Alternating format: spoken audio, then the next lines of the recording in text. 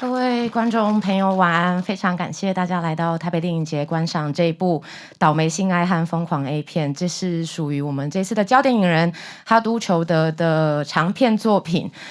这一次的焦点影人专题，我们放映了哈都裘德的5部短片跟5部长片，其实作品都深受台北电影节的观众的喜爱，非常的感谢大家。那虽然哈都裘德导演因为疫情的关系没有办法来到台湾，不过我们待会马上很快的就会透过连线的方式跟导演进行这一次的大师讲座。那趁这个正在加机的过程，我先跟大家尬聊一下，就是其实我们这一次选片的过程还算蛮顺利的。当初在跟导演提案的时候，其实导演非常快的，大约在30分钟以内就回复我们，觉得需要，嗨，导演已经上线了，我们先跟导演挥挥手，嗨，Radu。Thank you so much. Would you like to say a few words and greet the audience first? Hello, thank you so much for watching the film. I must say that I'm very moved to have a film screen in Taiwan because I'm a big fan of Taiwan classical cinema, the films of Edward Yang, the film of Hu Xiaoxian, of Wu Nianzhen. All these people are very important for my life. So being there, it makes me feel very moved. 好，非常感谢各位今天能够来出席，我也非常感动能够看到这么多人来看我的电影在台湾能够做放映。那我自己也现在非常喜欢台湾，那一直以来台湾导演的作品，不论是侯孝贤、蔡明亮，或者是吴念真等等，他们的作品都深深的影响着我，所以我非常高兴有机会可以把我的作品带到台湾来。好，那今天的焦点影人的讲座，我会大致的用几个问题来涵盖导演的创作的历程，尽量的把时间保留给观众来做提问。那首先我想要先从导演的影像创作的起点开始，导演的作品非常的多，不管是长片、短片、纪录片，或是电视剧，甚至也有很多的广告。跟我们分享一下一开始来就读电影学校跟想要拍电影的原因。You have a lot of films in your careers, from documentaries to short films to feature films, even commercial films. I would like to know first about your motivation to study in film school and make films. Oh, but I think it's very complicated and very boring. I try to keep it short. I didn't study in a proper film school because I was not accepted. But my motivation appeared when I was a teenager at a time when it was after the revolution of 1989, the revolution against the communist dictatorship, and the country was more open, and we had the Cinematheque, and little by little, I discovered this place, I discovered cinema, and in years after, I worked as assistant director for many years, and then little by little, I started to make my short films, advertisement, and then films. But it was a gradual process, so I don't have a spectacular story about that. 我的历程其实蛮无聊而且蛮复杂的，我就长话短说。其实我一开始的时候并没有获得电影学校的这个录取，所以我其实一开始的时候是在1989年之后，我们当时罗马尼亚他们打破了铁幕跟让苏联政权垮台之后，开始社会被慢慢的开放了一些，有越来越多的机会看到不同的电影之后，我的兴趣就开始慢慢的累积起来了。所以我花了很多年的时间做助理导演，之后才开始有机会拍摄自己的短片还有广告作品。好，那这一次我们有2个短片集介绍导演的短片，我想要先从第一个短片集家庭群像来聊起。我们知道导演其实深受罗马尼亚新浪潮的影响，是不是可以跟我们先分享一下你跟罗马尼亚新浪潮的渊源？ So this time we have 2 short film collections shown here in Taipei Film Festival. Let me start with the first collections. And I know that you are in some ways very influenced by the Romanian new waves. Can you talk about your relationship and how the new wave influenced you? I think this is a story that is very, very similar to other so-called new waves from other times. And it's very similar in a way to the Taiwan New Wave, because it was a change in politics, it was a change in financing, and it was a generation that decided not to make, the kind of commercial films or to make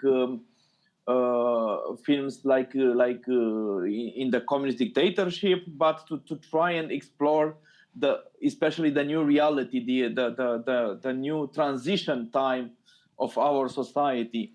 And exactly like in Taiwan New Wave, these filmmakers brought the camera in the street and we started to make this. I'm a little bit late into that, like a few years later, because I'm younger.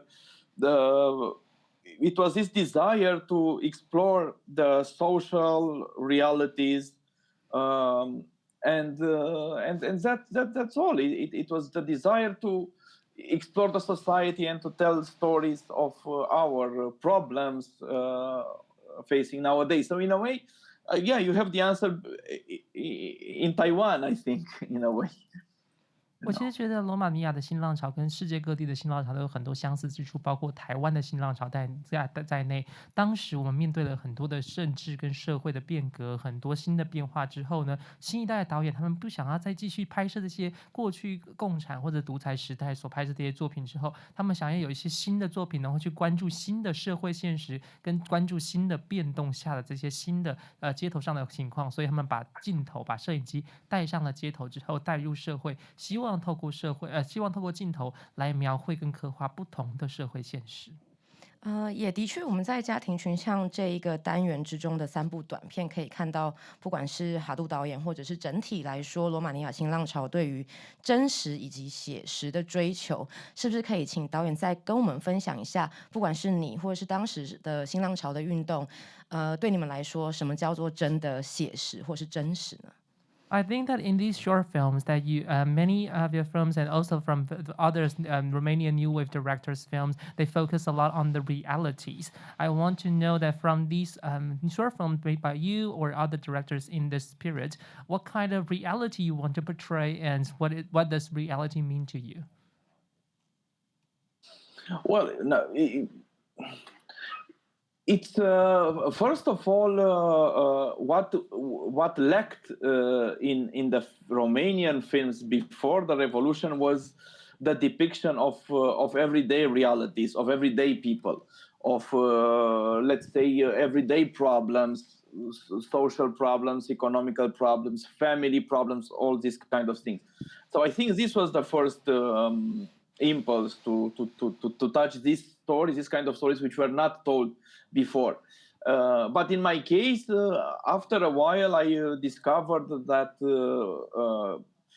we also have a past.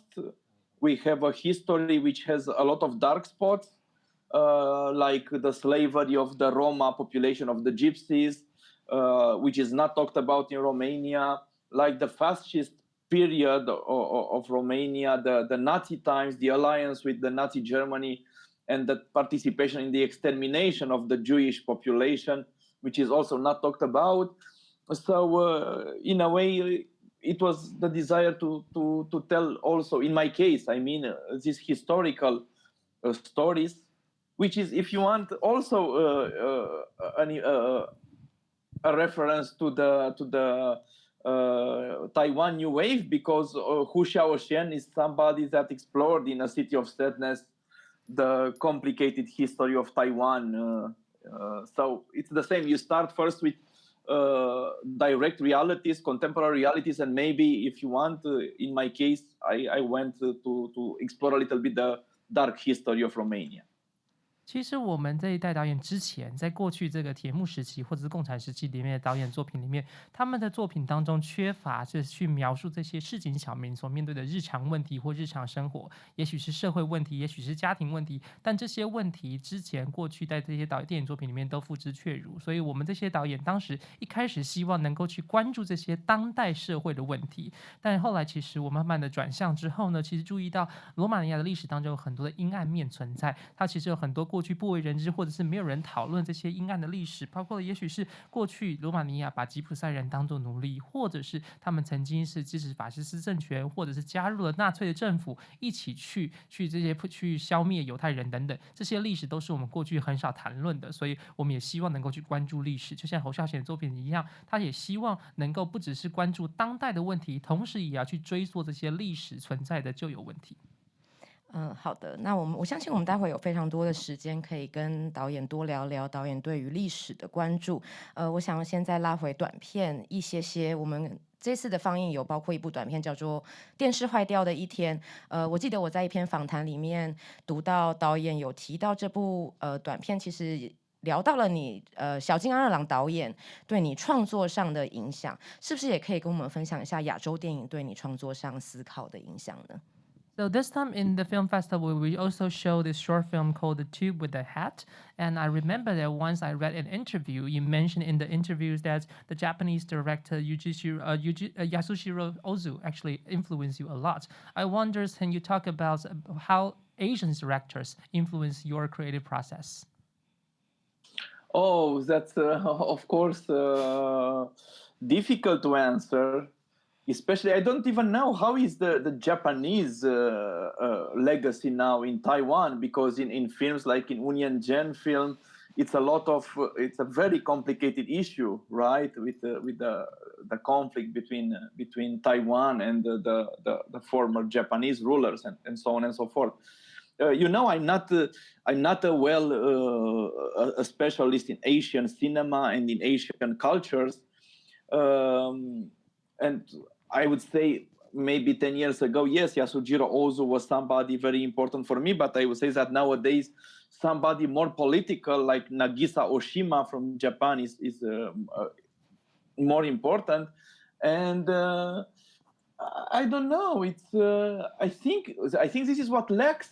I can say that, for instance, and probably this is related to political censorship and these kind of problems, or about the social problems that people feel they face when touching some topics. Because, for instance, I always, because I made these films about the Romanian involvement in the Holocaust and in extermination of the Jews, I wonder myself all the time why there is no Japanese film about the invasion of China, of Japan. It's not. So I still believe that cinema has the role to discuss the dark parts of our societies, of our behavior, of our history, and I'm always interested to see this, and I see it less and less, to be honest, in Asian cinema.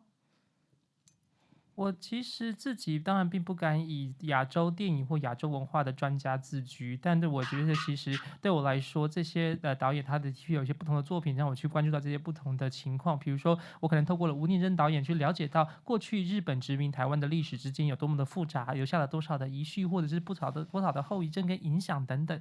但是我当然还想要进一步的了解。可是如果你10年前问我，当然会觉得小津安二郎对我来说影响的确非常深远。但过去10年当中，我越来越关注这些政治跟社会的问题之后，也许现在我会比较关注，比如说可能是大岛主导演的电影，但是不同的时空脉络之下所产生不同的兴趣。其实我一直都认为，电影一直具有这种要去关注历史问题、关注历史现实等等这些重要角色跟职能。但是我现在好像在亚洲电影导演的作品当中，比较少看到这些回顾历史或者是追溯历史问题的功能。那我们真的要加油。那我们开始聊另外一个短片集里面死亡之眼放的另外2部短片。这2个短片包括一镜到底跟晚安虚，其实都跟死亡这个题材有关。是不是先请导演跟我们分享一下，为何死亡这个主题这么的吸引当时的你呢？ So we also show this film called A Film for Friends, and also another film called It Can Pass Through the Wall. And in these two films, they both touch upon death. I wonder that why was that so fascinating and so interesting to you at that time? Well, no, of course, it's the most important. So one of the most important topic of our lives. So I think it's unavoidable. But now, I feel more closer to a Taoist way of seeing the things, if I may say so, because of course I don't know real Taoism. I just read Chuang Tzu and Lao Tzu, and I feel a little bit more relieved and a little bit more relaxed towards death, and especially that concept of Wu Wei, I don't know if I pronounce it well, is something important for me nowadays. So I'm more relaxed towards that. Your pronunciation is fine. 无为。Thank you. 其实对我来说，当然生死对我们来说是人生不可避免的一项重要课题，所以我们势必会去关注跟关心这样的问题。但是现在我自从开始阅读了一些道教的观点、老庄哲学等等之后，我对于生死其实看得比较开，比较无为态度来看待这些生死的变化跟无常。导演其实本身是一个，就像我相信大家已经有感觉到，是一个非常饱读诗书的人。在《晚安虚》这部作品中，其实跟契科夫的一个短篇小说《In the Coach House》有关。那我也在一个访谈里面读到，其实导演在这部短片里面，甚至有一些 quote 是来自侯孝贤导演的《红气球》，是不是可以跟我们分享一下？在什么样的机缘之下，想要改编契科夫《In the Coach House》这部作品？ So It Can Pass Through the World is actually adapted from the writing of Chekhov at Road House, and I wonder that why do you choose to adapt this work into a film? And I heard in another interview that you actually incorporate some of the lines from Hou Xiaoxian's works Red Balloon. Can you talk about it as well? Oh, yeah, well, I don't remember. It's just a short film, so I wouldn't get into more details because your audience probably didn't see this film. And it's a quotation only of the Red Balloon of Hou Xiaoxian, but not more than that. It's not a quotation. It's a visual quotation, not a text quotation. 所以当然，也许在场观众有些人没有看过这部作品，然后就不多做太多细节的描述。不过当时的这个所谓的引用呢，是视觉上的引用，而不是文字上的引用。好，那接下来我们来进入到导演的长片作品的部分。首先是《世界上最快乐的女孩》这一部作品，它其实是据我所知是罗马尼亚新浪潮落幕前非常重要的一部作品。导演在经历过你的这些创作历程之后，再回头看这部长片，对你来说现在的意义是什么呢？ So this time we also show the happiest girl in the world, and it's supported, of course, in a very important work in the Romanian New Wave. And so after all this year, when you revisit it, what is the significance to you? Oh, I don't think it's a very good film. I think it's a bad film, if I can say so. But I think it has a little bit of freedom and in the structure and in the way it's done. And I believe that this kind of freedom is something very valuable, especially today where the film industry is somehow creating a pressure on filmmakers in order to make, the kind of films which are seriously done, maybe better, but where freedom lacks, I have a problem. I feel there is a danger of losing this freedom. So I believe that my first feature film has a little bit of this freedom that, and it's the good thing about it, I guess. 我现在多年之后，也许再重看这部作品，不一定会觉得满意，因为我觉得它其实还有很多可以再加强或做得更好的地方。但是我认为这部作品中有些结构上面的自由，是我觉得非常珍贵跟宝贵的。因为现在在这个电影界当中，导演常会面临到一些压力，他们必须要用特定的模式，或者要去用特定的方式来拍出作品，反而会失去了这些宝贵的自由。所以我从这部作品里面的确还看到那些非常珍贵的自由存在。好，那刚刚导演已经有提过，比如说历史的题材对于导演的创作有如何的重要性。这次我们的长片也放映了导演的一部作品，叫做《心痕如诗》。这个作品改编自布雷赫的小说，不过在改动的过程之中，导演非常有意识的加入了政治的背景，以及那时候欧洲的反犹太的某一种集体的情绪。这似乎也是当初这部作品问世的时候，受到最多的某一种负面对你的作品的批评的讨论的原因之一，是不是可以跟我们分享一下，为什么在改编的时候特别加入了这个历史的 context？ We also showed a film called Scar Heart, and in this film is adapted from the Bletcher's work. And in this adaptation, it actually consciously adds certain political reality and also the anti-Semitisms or anti-Semitism's movements or moods in Europe now at that time. So it also got a lot of questions for this kind of adaptation. So I want to know why did you choose to add these certain elements into this adaptation? Well, I think every time we make a film about the past, and especially in this case, there is a book adaptation. I think it's relevant only if the present is somehow felt. I mean, if this direction, if this gaze is from the present to the past, we don't. I think it's always ridiculous when we try to make a historical film like we don't know what's going to happen after. So the film is made from the perspective of the present time. And from the present time, we know that this anti-Semitism from the 30s in Europe and in Romania as well, these fascist movements led to the extermination of many people, gypsies and especially Jewish people. And Romania is part of that. So I couldn't let out this part. It's very simple because the film is made from the perspective of the present and not from the past in a way.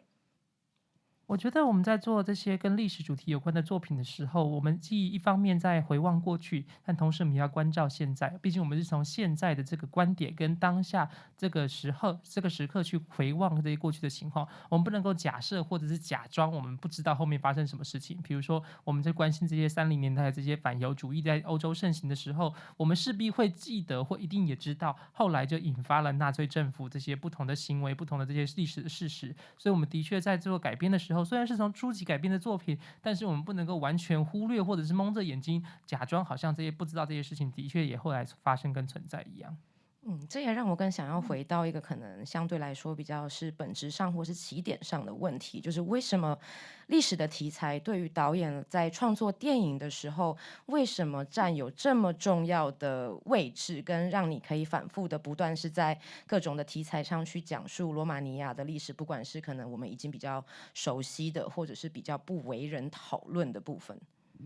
So I still want to ask a very fundamental question that some directors may choose the different ways, but why do you choose to focus a lot on history in your films? Like how to talk about those history that is overlooked or is rewritten or a different kind of history that you think that people should know?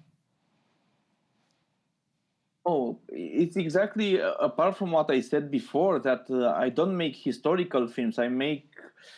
I made some films related to history, but only from the perspective of the present, because these problems, we are still facing them. We are still facing a lot of racism.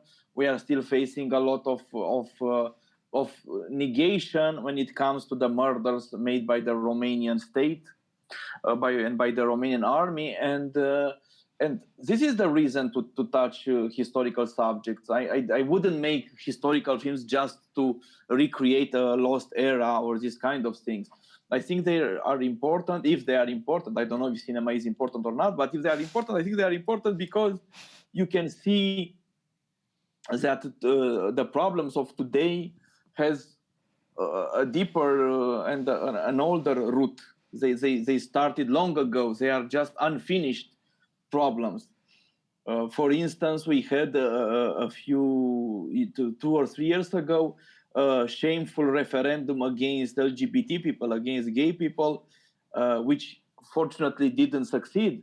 But the discourse or the public discourse against gay people, it was in many cases exactly like the discourse, like the speeches in the 30s and 40s against Jewish people. So, in a way, you can see that these stories are not finished. This is why I touched them in a few films. 我之所以在作品里面关注历史，并不是因为只是要去回顾历史而已，而是我们是站在现在的角度去回看历史，而且这些历史的问题，其实很多时候它的后遗症或后续影响都一直延续到现在，我们至今还是会受到这些过去的历史变化的影响，所以我才不断的去回望跟关注历史。毕竟很多的问题，我们现在所遭遇的这些问题，并不是凭空产生的或凭空捏造的，它其实有些过去历史的脉络存在。比如说我们在2-3年前的时候，罗马尼亚其实面临的反同公投这样的情况，当时的时候这些反同公投的论点，到最后虽然这个反同公投并没有过关，但是反同公投很多的论点其实就跟30年代的时候人们在去反对或者是批判这些犹太人的时候，这个观点其实是完全一模一样的。所以我觉得这些情况历史都会不断的重演，我们透过现在的角度去回看历史，可以去反思在当下的情况。也的确，其实，在导演的作品之中，我们可以看到有2个历史上的人物，在罗马尼亚历史上的人物，对你来说，其实似乎是非常非常重要的。一个是二战期间的将军安东内斯库，另外一个是罗马尼亚的独裁者西奥塞古。可不可以跟我们多分享一些这2个历史人物，不管是对你而言的重要性，或者是对罗马尼亚社会状态的重要性以及影响呢？So in your films, you talk about 2 historical figures quite often. One is Antonescu, and the other one is Ceausescu. I want, because people in Taiwan, including myself, are not familiar with these 2 figures. Can you talk about why these 2 figures were important in Romanian politics, and how do they still have influence or legacies in Romanian society? Of course, in Taiwan, people don't know. Let's say that Ion Antonescu was the fascist leader of Romania, and he was allied with Adolf Hitler in the war. It was our Adolf Hitler, so to speak. And he still, after the 1989 revolution, by many and more people treat him like a hero, which I think is extremely dangerous. They consider that because he fought the communists, it doesn't matter how many innocent people were killed during his regime. So that's one thing. Ceausescu was a brutal communist dictator and a paranoid dictator. And he was also hugely nationalistic and anti-European and anti-Western civilization. So I think also more and more many people are considering him as well a kind of hero. And actually the people who admire Antonescu admire Ceausescu as well. It's not a contradiction. So I don't know if you have in Taiwan this kind of I don't know if Chiang Kai-shek was like that, but if one can make a comparison. Yes. But yeah. 好，但安东内斯库其实是一个法西斯的这个将军，他过去就是跟希特勒站在一起，他其实就是罗马尼亚版的希特勒，所以当在1989年，就是苏联政权垮台之后呢，很多人把他视为英雄，但我觉得这是非常危险的，因为你不能够光是因为他反对或反抗共产主义，就把他过去的所有事情都一笔勾销，所以我觉得这是非常危险的情况。那另外一个是西奥塞古，西奥塞古是一个非常偏执的独裁者，他也是非常强调民族主义，非常强调这种反西方文明的情况。那很多人现在在社会里面还是把他当作英雄，其实会把这个安东内斯库视为英雄的人，大概也会把这个西亚塞古视为英雄，所以他们2者的族群之间是有高度交集的。其实很多时候在不同的社会里面都会有类似的情况，也许比如说台湾过去的蒋介石政权也是有类似的这些特质存在。好，的确，我在看导演的作品的时候，其实也会让我想起台湾曾经经历过的历史。我想要先从这次也有放映的《涂鸦少年秘密档案》聊起。在影片之中，导演其实采取了一个非常强烈的叙事形式来跟我们说这个故事。那包括我们要怎么样去认识这个叫做木谷的少年，其实包括木谷本人或者是亲朋好友某一种程度上来现身说法，来告诉我们他的故事，混搭了非常多电视节目的一些档案。导演在什么样的状况下想要用这样子的形式来拍摄这部影片呢？So when we watch your film, it actually helps us to reflect on our own history and our own situations. So, for example, in this film called Upper Caste Print, you use a very strong and very special narratives to present the stories. You would talk about this character Kumuguru, and by listening to his and his family's or his friends' perspective, we get to know this kind of stories or this kind of historical segments or periods. I wonder what motivates you to use this kind of approach to present a story like this. Well, uppercase print, for the ones who didn't see, it is a story. Yeah, it is a case from communist dictatorship, and is made where a teenager was arrested for writing messages against the regime, and I made it very dry, using only documents. On one hand, the documents of the secret police of the secret police of Ceausescu, and combining it in montage with official images of propaganda propaganda images from the same Ceausescu regime. And why I did that, it was just a way to create a historical film using the documents of the time and just putting them into a montage. And I chose the case of this teenager because I think it's very important to be against an oppressive regime. And it's very inspiring to see such a young boy being so brave. I never was so brave in my life, and I don't know if I can be, but it's really a good example, I think.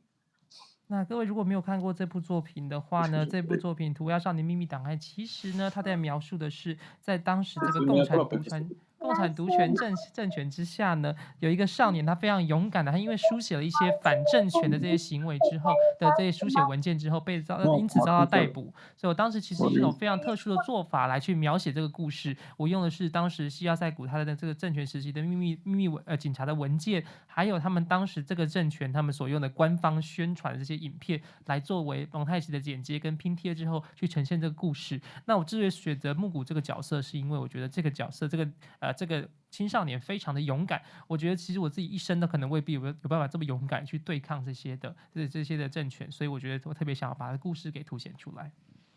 另外一个，我们也放映了关于历史题材的纪录片，叫做《1941王者群像》。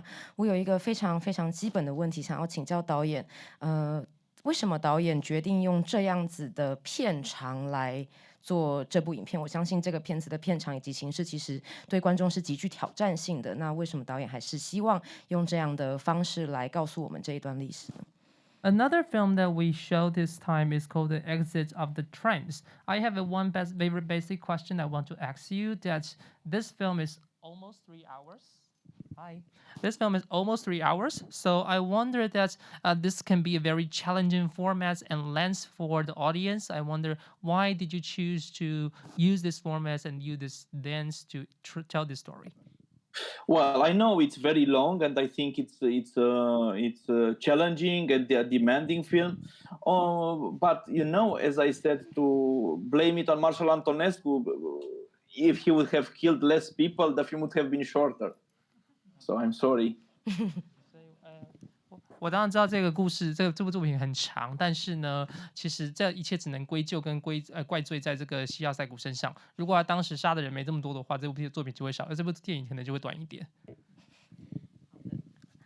好，那我们其实讲座还有蛮多时间的。我相信刚刚大家才刚看完倒霉 A 片跟倒霉性爱跟疯狂 A 片这部作品，应该心里都还有非常多激动的感觉。我只问一个很简单的问题，这个片名其实导演给了一个副标，叫做一部超强人气电影的百态速写。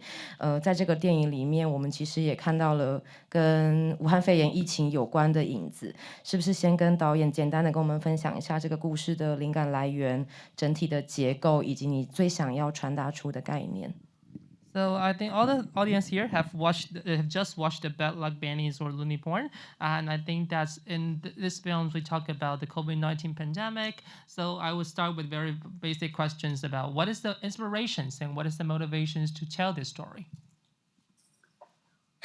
Well, the inspiration was a case that was in the press, and a similar case, and I was interested in. And of course, I don't know how it is in Taiwan, if it's the same problems with sexuality, with the representation of sexuality as in Romania, where it's a little bit, people still have problem with accepting that and so on and so forth. But the real idea came because all of a sudden I discovered that a story like that with a sex video going viral on the internet is something that touches is just in the middle of a lot of how should I say, a lot of problems of our nowadays societies, the freedom, lack of freedom, what is an image, what is representation, what is moral and what is not moral, what is I don't know accepted and what is not, how the body relates to politics.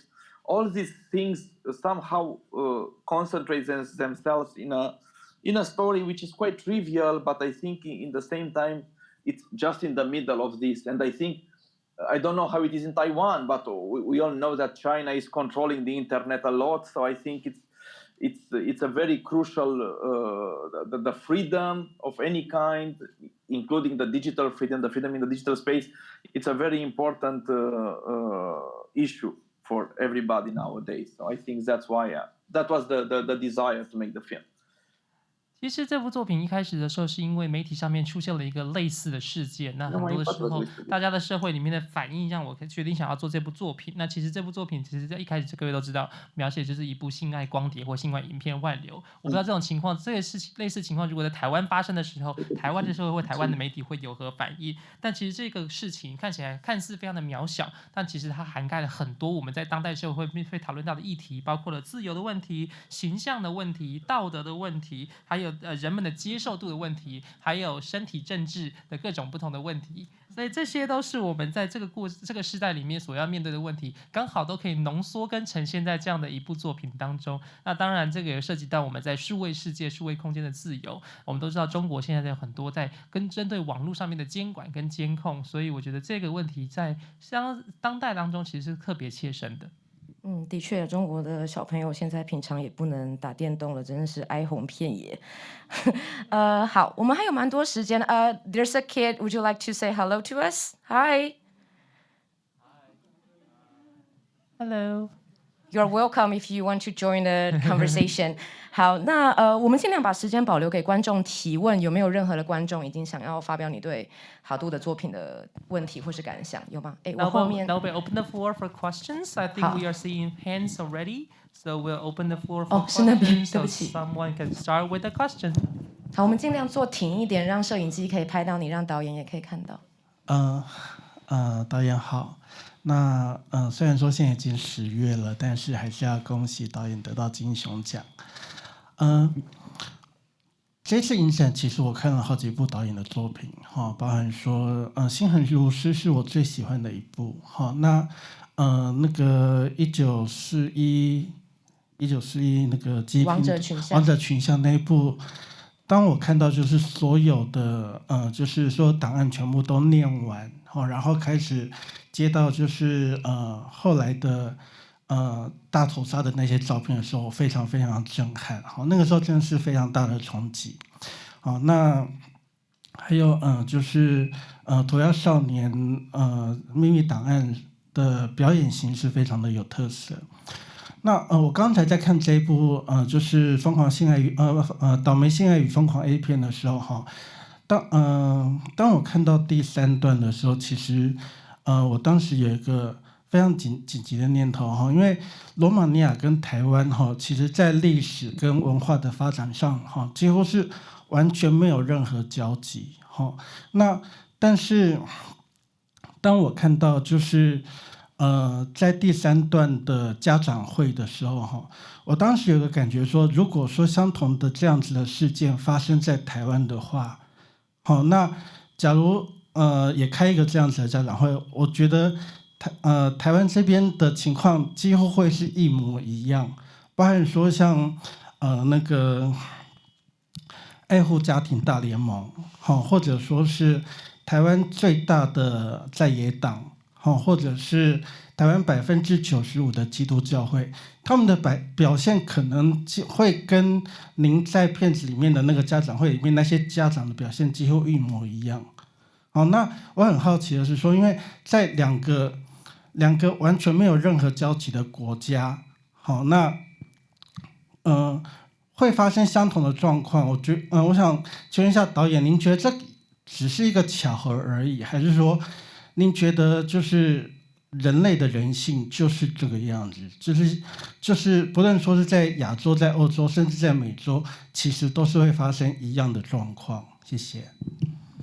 Was such several films of yours in this festivals, and first of all, congratulations for winning the Golden Bear in the Berlin International Film Festival, and I think that's in the Six Scarred Hearts. I think this is the favorite films of mine in your films, and I also see this when you look at the exit of the trends, you see a lot of archives, and he creates a huge impact on me. I also like the performance formats in the uppercase print.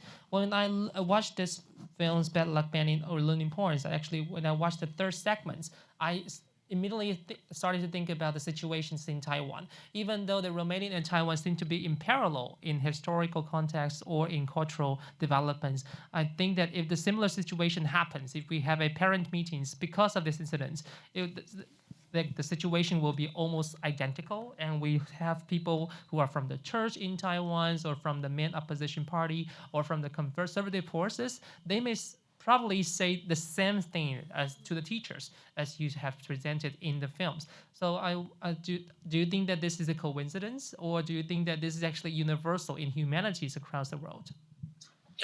Well, I'm not sure I have an answer to this. Probably a little bit of both. I think the story touches the taboo of sexuality, of the representation of sexuality. So each culture has one way or another to deal with that. Then I don't know if there is a connection between Romania and Taiwan, because of course there's not, but I think both countries had totalitarian regimes in the past. Both countries are somehow at the margin of bigger empires like China or Russia in the case of Romania, or the Western Europe. So I think Matei, te rog frumos. Sorry. And I think this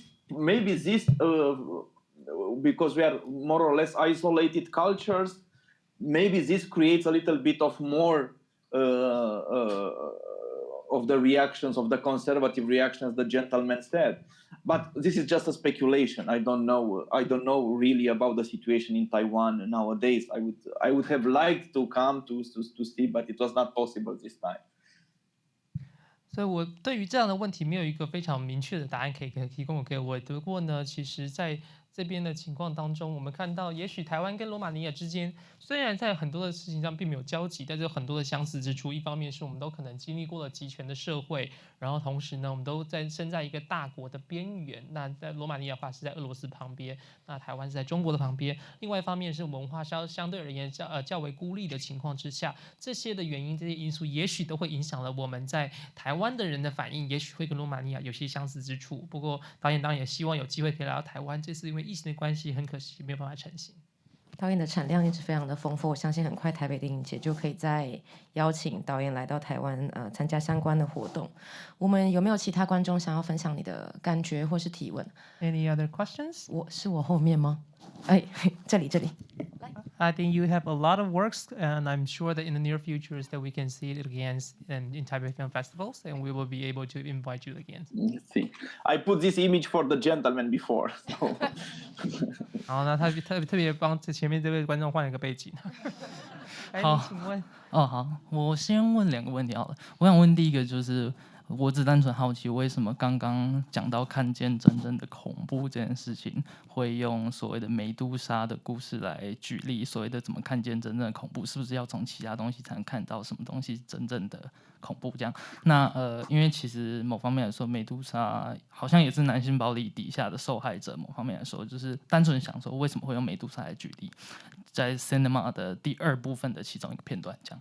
然后第2个问题是，还有一部分是关于说，如果用机器人来进行作战的话，是不是会失去所谓的同理心？但其实就像我们所看到的，假如说例如说像战争这样集体疯狂，或者是甚至国家民族主义这样子的催使之下，同理心这个东西其实是基本上被抛诸于脑后。所以其实在又带到我们所谓的这部片来看的话，假如说现在有所谓的集体暴力或是主流意识的催化之下，同理心或同情心是不是真的有办法被发挥出来？那导演其实是想要透过机器人那一部分来讲什么吗？那同理心是不是又是一个导演想要催化出来，或者是觉得是很重要的东西？这样，对。So I have 2 questions for the films. One is that in the second segment, you talk about terror and Medusa stories. So I wonder that why do you choose this kind of characters, choose Medusas to talk about the real terror? How can we see the real terror? So do we have to see through something or via something in order to see the real terror? That's the first question. The second question is about what you talk about. If we use robots in warfare, then people would have their empathy eliminated. But actually in the warfare or in this kind of collective phonetics situations that in many of the situations empathy is always forgotten, so it's always left behind. So I wonder that why would you like to talk about this, and do you think that through these films or through these descriptions you can be able to inspire certain kind of empathy? Oh, it's complicated questions. Well, the second segment of the film is composed entirely of quotations and a mixture of images and sounds and texts. And these quotes come from different authors. For instance, so it's not my ideas necessarily, it's things I collected and offered on screen. The first quote about the Medusa is of a very important film theorist named Siegfried Kracauer.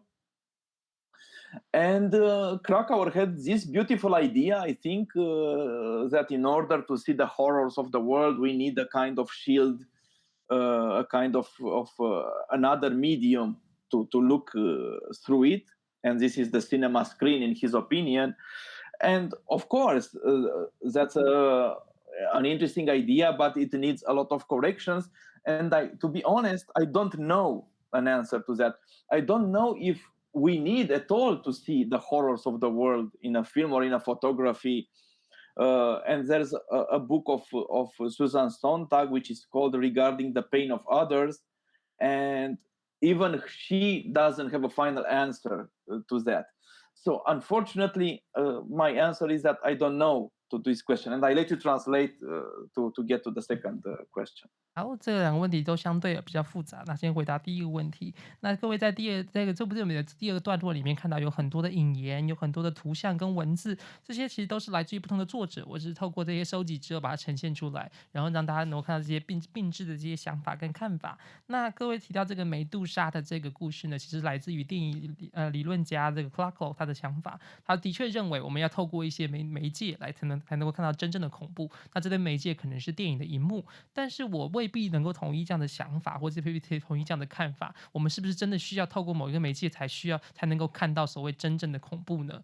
因为即便是比如说那个作家苏珊桑塔格，他的旁观他人痛苦里面也没有得到一个真正的答案，所以对我来说，我没有办法给你一个真正的答案，是到底有没有需要透过某一个媒介才能够看到真正的恐怖。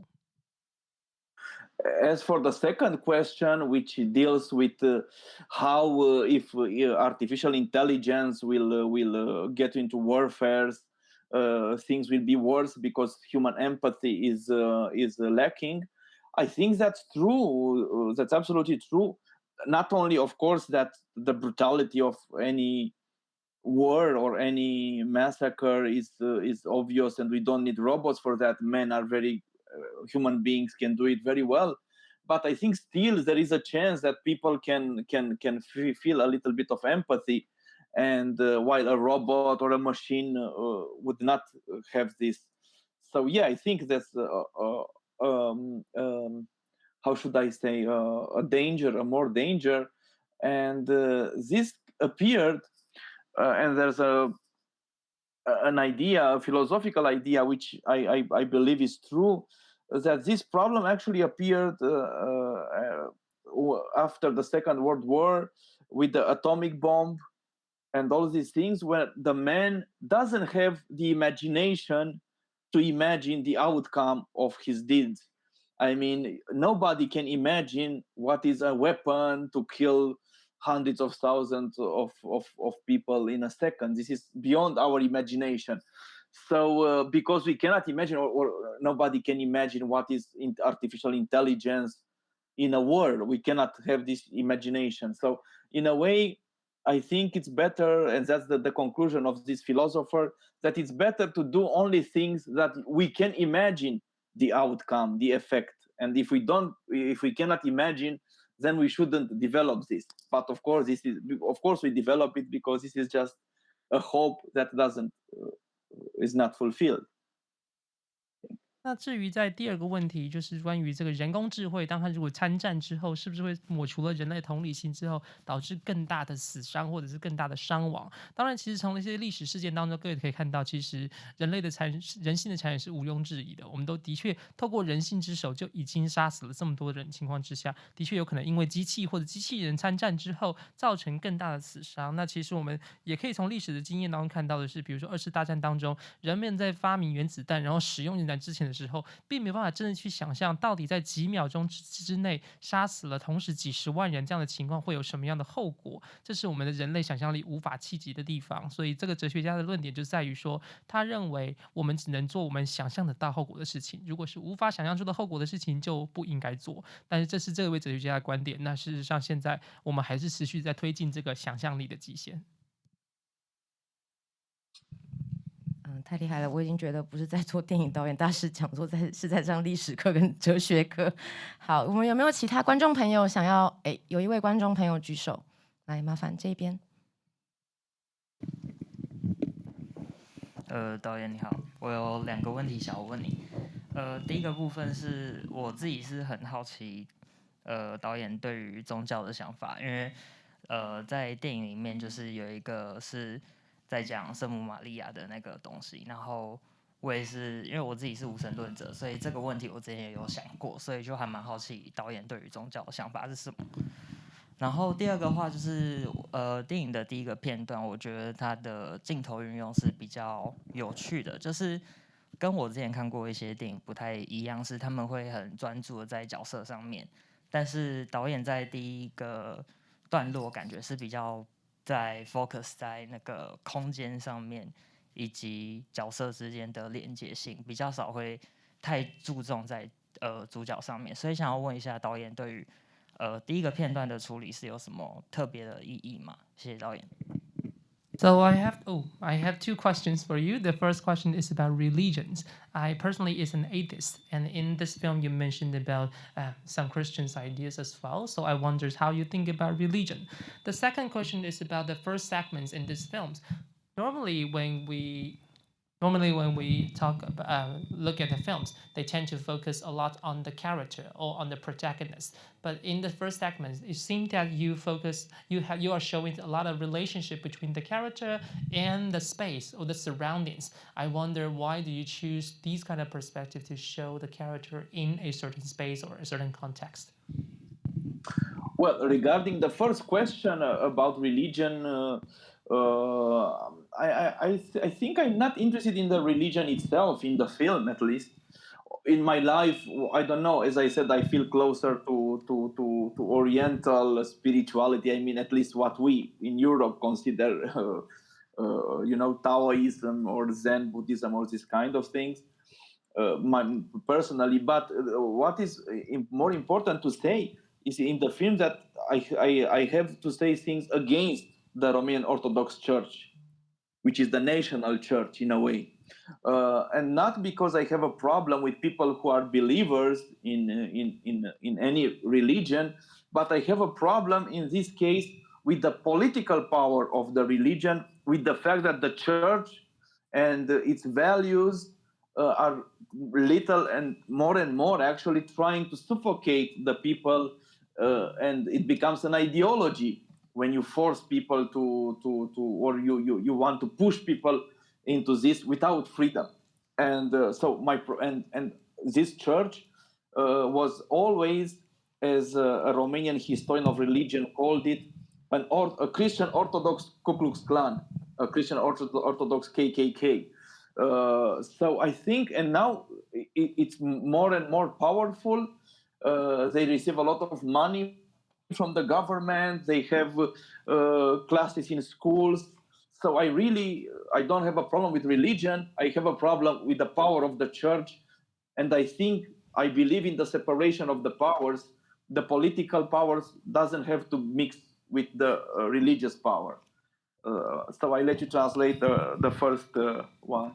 好，针对第一个宗教的问题的话，其实我自己刚才有提过，其实我本身对于所谓的东方的哲学，这些禅宗或者是老庄哲学比较有兴趣。那其实对于这些教徒或信众而言，并没有特别的意见，但是我比较有意见的是，在罗马尼亚这个政治跟宗教之间难分难舍的情况，很多时候这些宗教变成了非常的强势之后，变成一种特定的意识形态，它必须要强迫你去接受他们的某一种作为，他们让你没有办法去选择，这是一种强迫的行为，让大家会失去自由。尤其在现在这个情况当中，东正教或基督教他们获得了很多政府的资源，跟不论是财政资源或者其他的资源情况之下，在学校也有相关的课程。所以我对比较有意见的是，这个政教无法分离的情况，这个是我对于宗教，尤其是罗马尼亚宗教有问题更有意见的地方。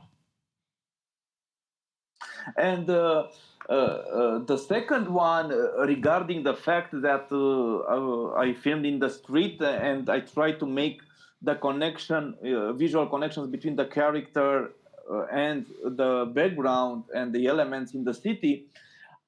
I think this is an idea which it's an older idea in a way, that in a city which is a mix of things, especially in a chaotic city like Bucharest, where things are not, I don't know how Taipei is, but Bucharest is quite a mixed city. In the same neighborhood, you can find old houses, new houses, rich people, not very rich people, poor people. So it's a very chaotic and mixed city. It's not very compartmented like other capital.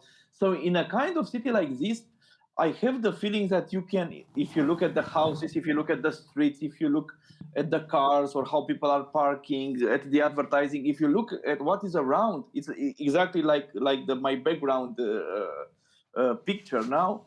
You can find something about the values of that society in a way. You can have an idea about what kind of society these people are creating. Not necessarily in a very direct way, more or less in a oblique and, let's say, poetical way, but there is something in these signs. It's like the city becomes a book that you have to read into it a little bit and to decipher what's behind the closed doors, as they say.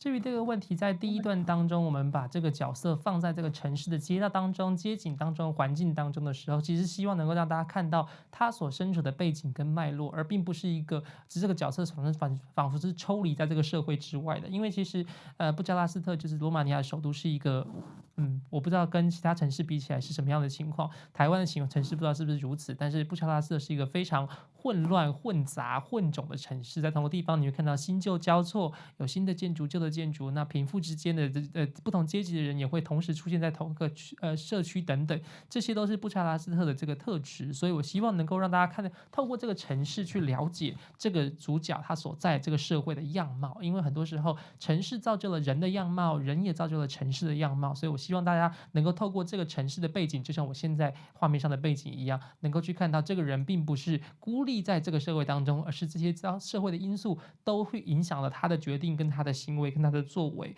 所以我希望用一种比较有诗意的方式，让大家能够去看到罗马尼亚的社会价值，仿佛这个城市是跟这个社会是一本书，让你可以去翻阅跟参详。好，我想经过导演的分享，其实我们都可以知道为什么我们在看导演作品的时候会有这么的有感觉。我想不管是城市的样貌、人群的多元性，或是我们可能曾经经历过的历史，都有一定的相似程度，让我们虽然是两个很远的国家，但是却可以非常的有共感。我们应该还有时间开放最后一个问题。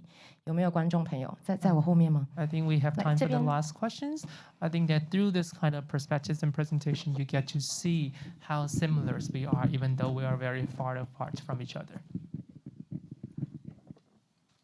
My question is kind of related to the earlier question regarding the filmmaking process. In particular, for me as a viewer watching this movie depicting the COVID age, with such a brutal honesty is very, very refreshing. And for me as a viewer, I couldn't tell if I'm watching a reality show or if I'm actually living in the movie or if I'm watching something crazy. And that's a pretty fascinating experience. But I'm just wondering, for you as a filmmaker, specifically on the depiction of mass social distancing, everything related to COVID, is it more like documentary that you're approaching this, or is it more like a type of fiction, or where are you finding a line between those two? Yeah, well, 可能要翻译一下。Sorry. Yeah, it's okay. I'll translate. 在这部作品里面，其实看到了在新冠肺炎疫情当中，所谓人们所面对的现实，因为它非常的贴近我们现在所身处的当下的情况之后，让我也好奇，到底这是一个实境节目，还是我活在电影当中，还是这是一个疯狂的世界的虚构想象？所以这种情况之下，导演在拍这部作品的时候，究竟是一个以纪录片的方式来切入，还是以一个虚构或者现实之间交错的方式来切入？那就如何去划分虚构跟现实之间的界限？ Of course, it is a very important question, and it's a crucial question in a way. And the answer is not easy to give, because when the gentleman asks, is it reality? Is it not? Is it true? Is it not true? Is it documentary? Is it fiction? We all know that already these borders are somehow disappearing a little bit. To be specific, the film was shot in a cine verite manner. We had a script, but we improvised also a lot. And in the first part of the film, and also some scenes from the middle part, are documentary, exactly documentary things that happened. We never stopped passers-by in the street. We shot in a very documentary manner, which is something that also was very important to explore the nowadays society in this way, to capture it a little bit. But because the actors in the first field of action are professional actors, I mean the actress, the teacher in the film, of course there's a mix. Some elements are what we can call fiction, some elements are what we can call documentary.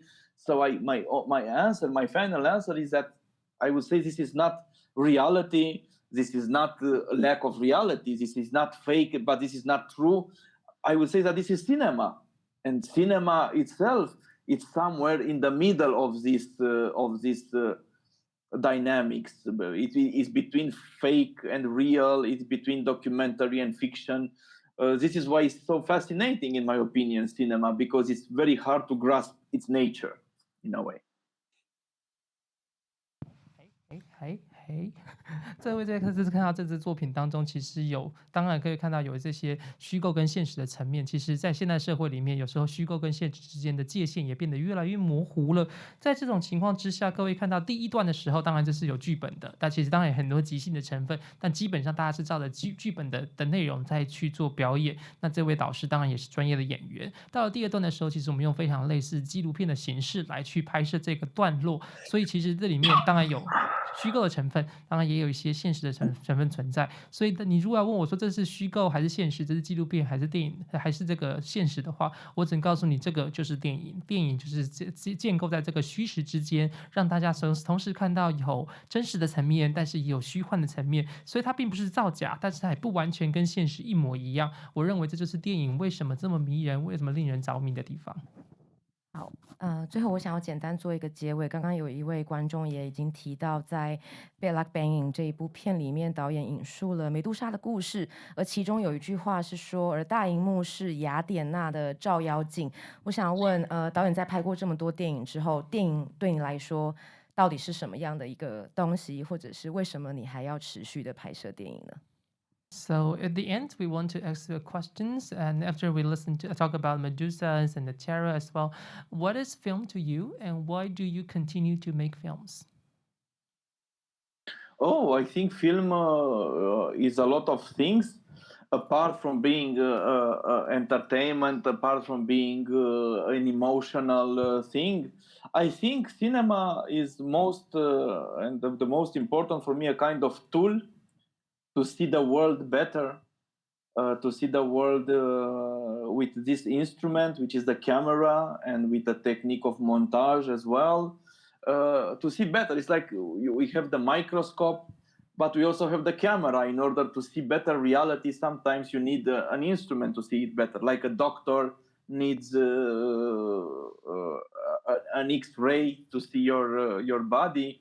A camera is the X-ray for the world, for the society, for the human beings, for the human world in a way.